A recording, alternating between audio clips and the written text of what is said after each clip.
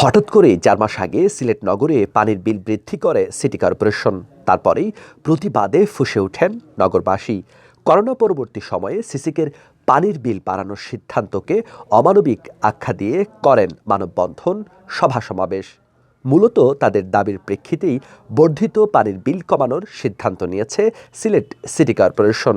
গত বুধবার এমন সিদ্ধান্ত আসার পর স্বস্তি ফিরেছে নগরবাসীর মধ্যে। 3 ক্যাটাগরিতে 4 স্তরের ডায়ামিটারে 100 থেকে 500 টাকা পর্যন্ত কমানো হয়েছে পানির বিল।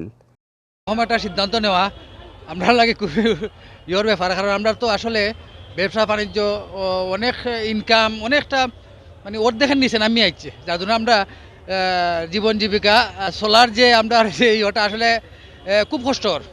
আলহামদুলিল্লাহ আমরা মেয়র সাহেব ধন্যবাদ দেই এই কাজটা করার জন্য, বিলটা কমানোর জন্য। এছাড়াও এবার নগরে বাসাবাড়ি সহ সব স্থাপনায় পানির বিলের মিটার বসানোর উদ্যোগ নিচ্ছে সিসিক।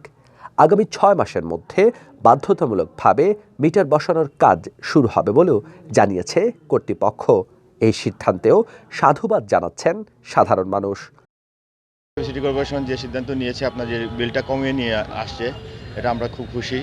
আমাদের মধ্যবিত্ত ফ্যামিলি 200-300 টাকা অনেক বেশি কিছু। এই জন্য আমরা মাননীয় মেয়র স্যারকে অনেক ধন্যবাদ জানাই। আর আরেকটা বিষয় না বললেই না হয়, সেটা হচ্ছে আপনার ওই যে মিটার যদি সিস্টেম করতো, তাইলে যেটা ইউজ করতেছি এই বিলটাই আমি পেমেন্ট করতাম, এটা হলে অনেক ভালো হয়।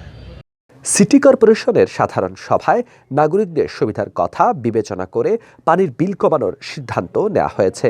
এতে কাউন্সিলরদের মাঝেও স্বস্তি ফিরেছে। পানির বিল কমানোর জন্য ওয়ার্ডের লোকজনও চাপ দিয়ে আসছিলেন জনপ্রতিনিধিদের, জানালেন এই কাউন্সিলর। পাবলিকের ডিমান্ড হিসাবে আমাদের জরুরি সভায় আজকে সিদ্ধান্ত হয়েছে, আমরা পানির বিল যেটা 200 টাকা ছিল সেটা 500 টাকার জায়গাতে আমরা 300 টাকা করেছি, যেটা 800 টাকা ছিল সেটা 600 টাকা করেছি। আমরা মোটামুটি এখন সহনশীল। অন্যান্য সিটি কর্পোরেশনের যে পরিমাণ পানির বিল বৃদ্ধি করা হয়েছে আমরা তার চেয়েও কম।